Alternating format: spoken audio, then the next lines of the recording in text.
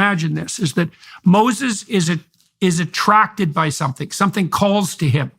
Okay, and so that's like a beckoning or a promise. Now, the way that works neurophysiologically is that we're always looking for things that beckon and call as indicators of the path to treasure. Even bees do this, by the way. Like, this is very, very deeply embedded inside living creatures. And so there'll be things that call to us. Now, and attract our attention and pull us off our current path, which is exactly what happens to Moses.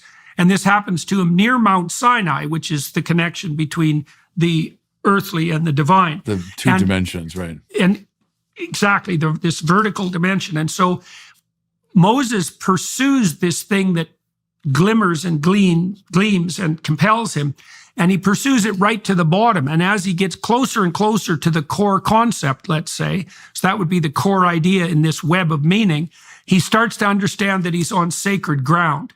Right. So then he becomes even more humble. He lessens himself more. Exactly. Because the shoes, I always think the shoes mean you're in command. If you have shoes on, you can walk anywhere you want to go. And if it's rocky soil or it's an incline, whatever, you can walk. You take your shoes off, you're much more vulnerable and you're much more humble. You have to be.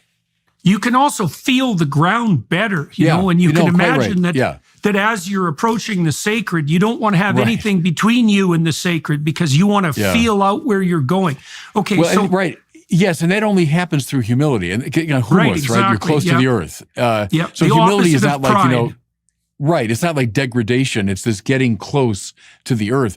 And if you got your shoes on in that kind of aggressive sense of I'm going to go and look and I'm going to examine, you're not humble enough to get in touch with the sacred. Moses allows himself to be transformed and compelled in this interaction with what calls to him. Then the voice underlying being itself reveals itself to him, right? The essence of being, let's say, or it's more than that. Just as the truth is not instantiated in a given truth, as you pointed out, the principle of being is not, okay, so that's what Moses gets in touch with. But then, so what's very cool there is that's also, now that he's grounded in the right place, or now that he's established a proper relationship with the transcendent and ineffable ideal, he now becomes the man who's capable of fighting against tyranny and destroying slavery. Exactly. And despite his inadequacies, right? Because he still can't speak. He's right. Yeah. So it doesn't matter. The message there is, regardless of the limitations that have been imposed upon you by fate and circumstance, if you delve deep enough, if you follow your calling with sufficient integrity, you'll form a relationship, a covenantal relationship with that which underlies being itself, and that will make you the leader capable of eternally opposing tyranny and leading people out of slavery. Yeah, I think all that is right. You see, you become a vehicle of love. You become a vehicle of grace.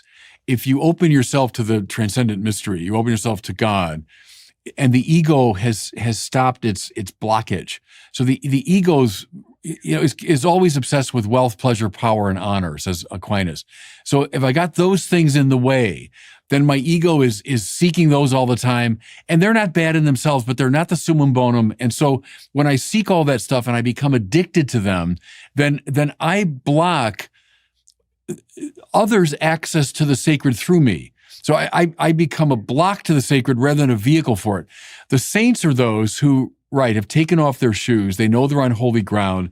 They understand, they've come to understand, and then God can act through them. And now Isaiah again, you have accomplished all we have done. That happens when you're in touch with the sacred. As long as God is construed as a competitive supreme being, that language makes no sense. I'd have to say, no, look, Lord, I'm going to do it. I'm going to accomplish it. And, thanks for your inspiration, but I'll keep you at a distance. Or at the limit, no, I want you out of the picture completely. I'm going to do it.